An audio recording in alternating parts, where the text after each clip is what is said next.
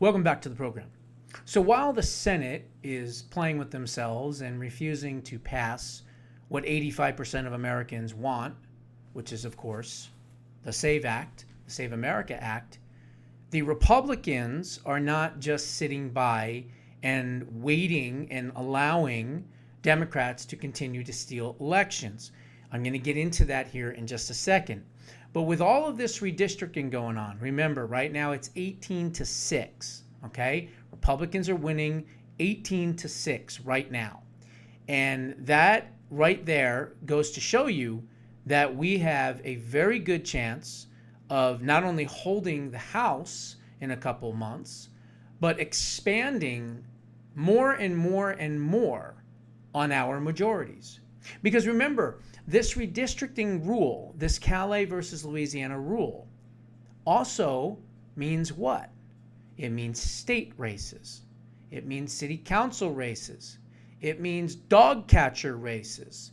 It means student council races. I mean, you name it, whatever it might be, even at the state and local level, no more gerrymandering, okay? So the gerrymandering is not just for the United States Congress. It is for all the races. As a matter of fact, Stacey Abrams just went on MS Now and admitted that over 192 state races will now be eliminated for Democrats because she's basically letting the cat out of the bag that they're predominantly black districts, meaning that they've been gerrymandered, right?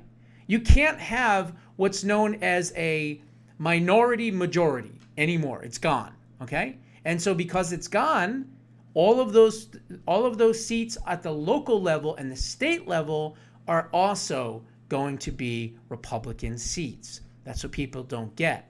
Now, this is Caroline Ray, okay? Or Wren is her name.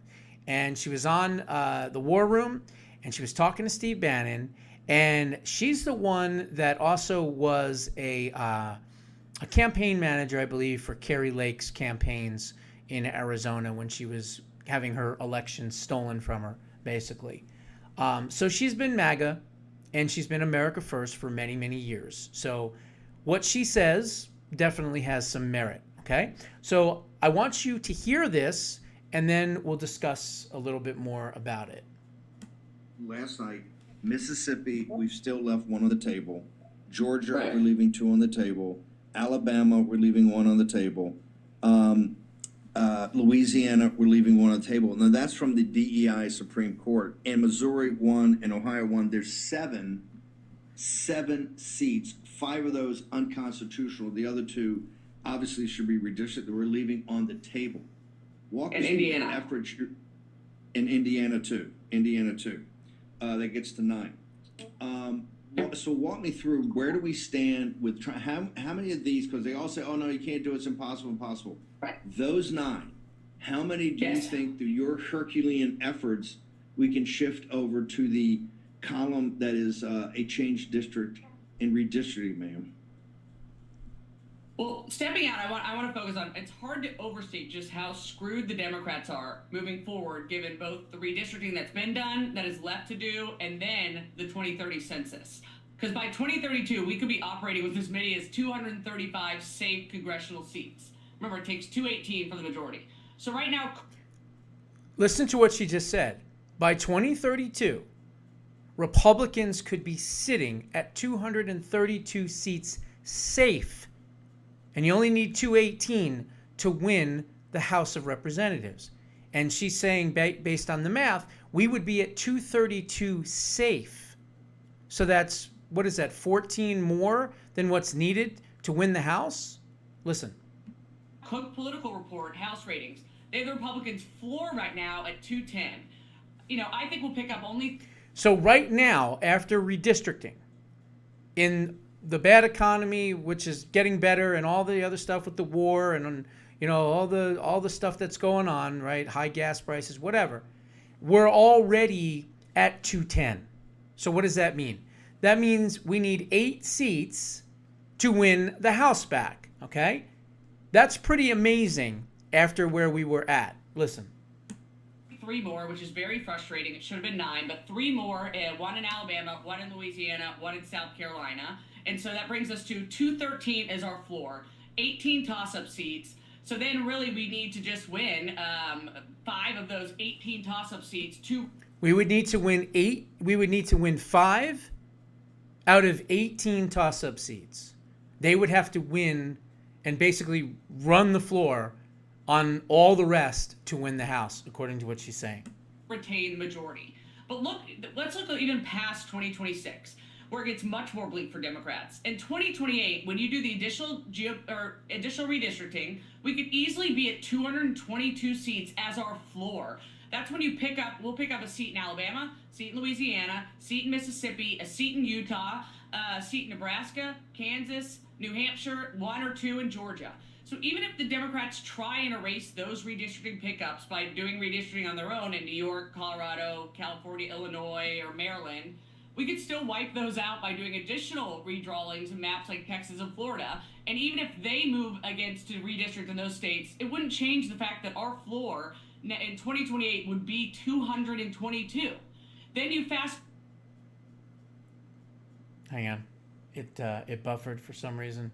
So what she's saying is, by 2028, our floor would go to 222, and then she said 10 years after that, I'm sorry, not 10 years, it would be 232. After this 2030 census, where there's been a flood of people from blue to red states, Republicans are projected to add 12 to 15 congressional seats in states like Texas and Florida, each probably getting 4 new seats, then Georgia, North Carolina, Arizona, Utah, and that would put the GOP's floor again at 235. And this is why the Democrats are melting down right now. For them, it is now or never. They have to win the House right now.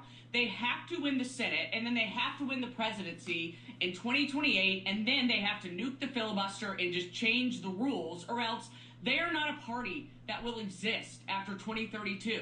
There's no way. Even after the census, not to mention the electoral college shift that is coming in 2032, shifting 8 to 10 votes in blue to red states, such as just the exodus from California, New York to Florida and Texas, that will mean that we could lose Pennsylvania, Michigan, Wisconsin, Nevada in the electoral college and still win the presidency. They have got to figure out some type of way to compete in Florida, Texas, and right now I'm seeing none of that. All they do is run against Trump. There is zero vision from the Democrats, zero strategy, zero plan, zero persuasion.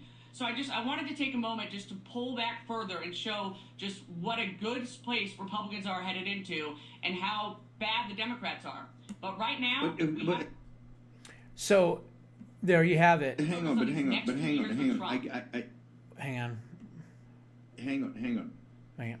I'll play a little more. With math. You're kind of going Old Testament on me because I feel like Trump's Moses, and you're giving me the promised land, and baby, I got it. I love it. And if we had been allowed to do the correct census that Miller and I crafted back in the first term until it was stopped by the Commerce Department and establishment Republicans, the problem with your theory is the Republicans can screw anything up. Here you have a massive demographic shift by the people of the United States. All that math you just told me, Republicans have nothing to do with. That is literally the people of the United States voting with their feet, right, to change. And also us in the MAGA movement, and President Trump had enough guts not to include illegal aliens for apportionment into the census. But right now, Trump is Moses. I want to make sure he didn't get stopped at the river and have to send Aaron right across to lead the MAGA chosen people into the promised land of 2028, 2032. How do we lock it down now? Because if we lock it down now, you literally break. The Democratic Party will shatter if they do not take the House. Forget the Senate. If they don't take the House this time, that party will not exist in November, December. The civil war that they will have at their throat will make the Tea Party and the establishment fight that we've had for a decade look like a garden party, right? Because these Marxist socialists will say, hey, we had Trump, we had him in the crosshairs, and the abundance, the Ezra Klein abundance movement of the corporate Democrats and the oligarchs that are still back in the Democratic Party screwed it up. Give me your thoughts. I'm going to hold you through the break and then talk about what's before us and work we got to do. Your thoughts about that, ma'am? Yeah, the current, there's nothing really to be done anymore in Alabama, Louisiana. I was yelling at everyone about this. They each whipped for one. It is ridiculous and stupid, but that's where we are. South Carolina is not a done deal. Governor McMaster did call the special session, but we still have to get it passed. Now, when they lost that vote a few days ago, that was you had to have 2/3. We really just need a simple majority, but there are some procedural games that the state Senate in South Carolina are going to try and play to delay and keep this from happening, which is so insane. These are Yeah, exactly. These are supposedly Republicans. But anyway, so the math is in our favor, is basically what she's saying and what everyone is realizing, which is why they are fighting so hard. So the 2026 safe GOP seats after redistricting right now sits at 213 safe GOP seats. 2027 redistricting should add another 9 more seats from the 18 that we have right now that we have collected. 2 in Georgia, and then 1 in Alabama, Louisiana, Mississippi, Utah, Nebraska, Kansas, and New Hampshire. That's plus more 9. So the floor moves from 213 safe to 222 safe GOP seats in 2028. That means, essentially, that you have a situation in which you need 218 to hold the House, right? So you've got 4 seats to spare over 218 for 2028, according to the redistricting math. Now, the 2030 census, assuming that we do not count illegal aliens, which I don't believe we will, finally, that census should create another 13 more seats. So you've got 13 and 9, right? And then you have plus 18. So how much is that? That's is that 22 and 18? So 18, 22. So yeah, there you go. Pretty darn close to 40 seats, right? 38, whatever the number is.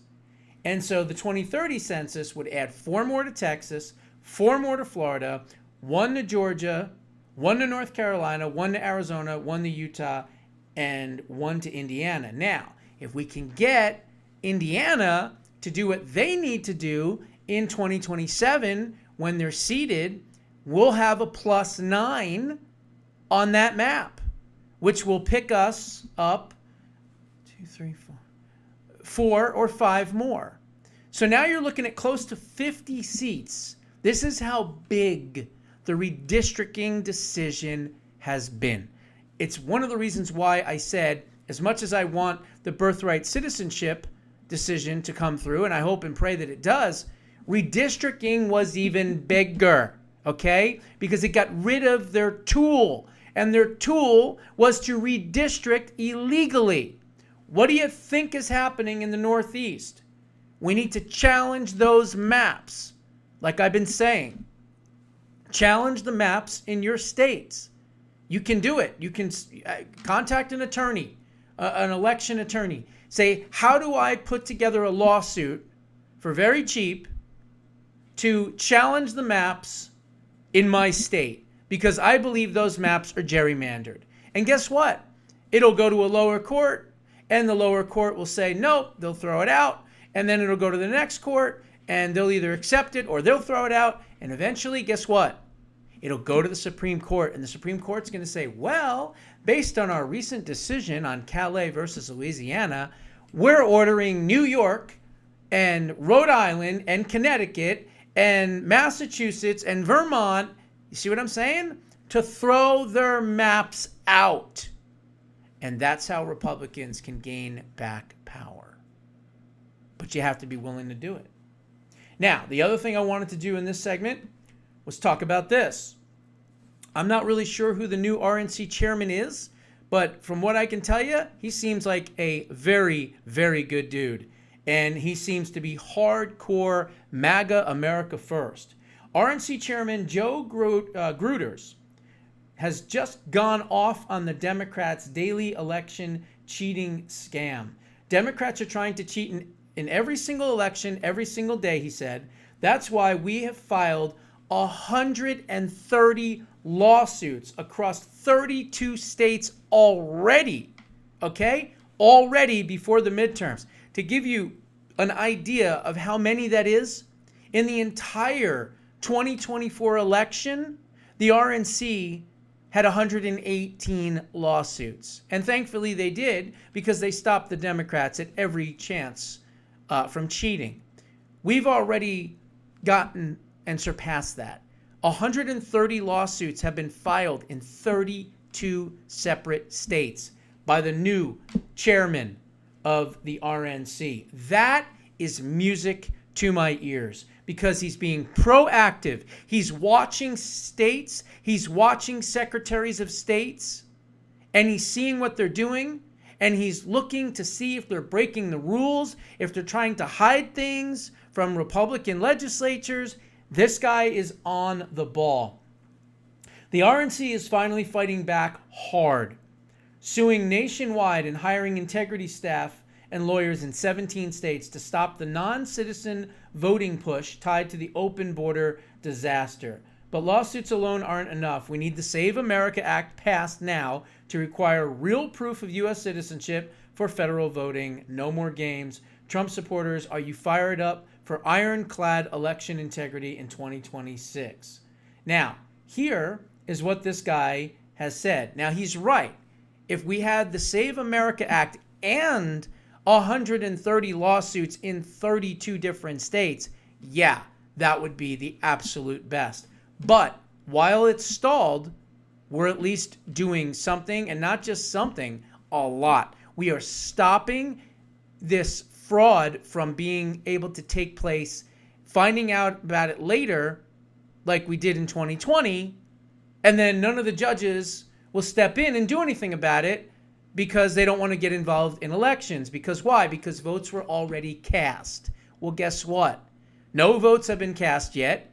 They are seeing certain things that are happening, and they're filing lawsuits. They're being proactive before the votes are even cast. Music to my ears. And this will be music to yours. Listen.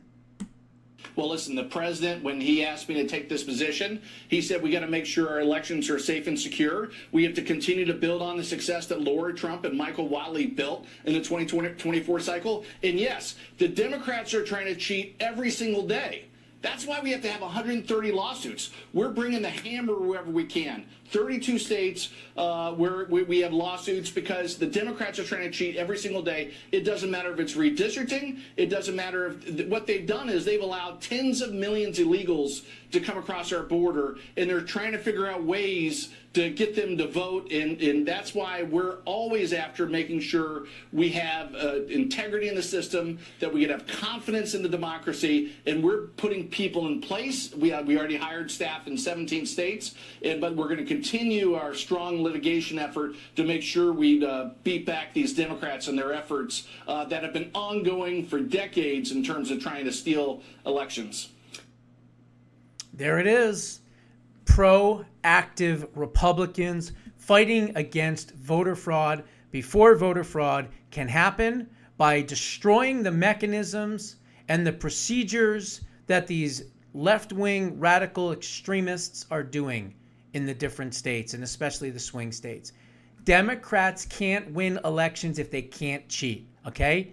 Nobody in their right mind would sign on to any of their programs or policies because they're asinine, they're demonic, and they're insane. They're anti-American at their core, and they're just stupid and crazy. And that's what they're all about. So as long as they can't cheat and steal elections, they can't win. And that's exactly what we are preventing them from being able to do. Win by stealing. Those are my thoughts. What are yours? Put them down in the comments below. We'll see you in the next one.